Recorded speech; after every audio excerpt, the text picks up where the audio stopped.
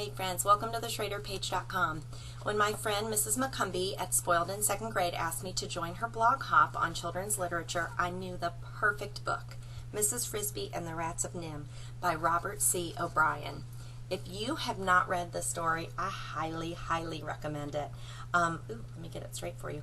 This is the first story that I remember in 2nd or 3rd grade being read to me as a read aloud, and I truly had the most beautiful mental mind movies. Visualization was just incredible. So every year at the end of the school year in 2nd grade, I share the story with my children, and we really talk about turning those mental movies on. The great thing about the story too is it comes in a movie version.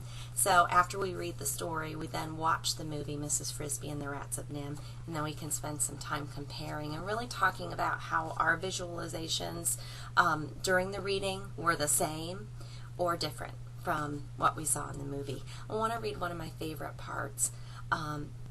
In the story, there's a group of rats and there's a few mice that were captured and taken into a laboratory, and they're given injections that make them intelligent, and they learn how to read, and they escape, and they create their own community in a rose bush in a garden, and they have electricity and running water. And it's just amazing. And this part right here that I'm going to read, it's page 76, just a small part. Mrs. Frisby, who is one of the mice, she's going into the rose bush for the first time, and she's seeing the community that the rats have underground. And she's going, and they're walking in the dark, and Justin, one of the rats, tells her that soon she'll be able to see. And she says, we're underground, how can I possibly see? And it says, I'll show you in a few more steps. Ahead of her stretched a long, well-lit hallway. Its ceiling and walls were smoothly curved arch, its floor hard and flat, with a soft layer of carpet down the middle. The light came from the walls where every foot or so both sides, a tiny light bulb, had been recessed, and a hole in which it stood like a small window had been covered with a square of colored glass, blue, green, or yellow, the effect that was of stained glass windows in the sunlight. Justin was watching her and smiling. Do you like it? The carpet and colored glass we don't really need. Some of the wives did that on their own just for looks.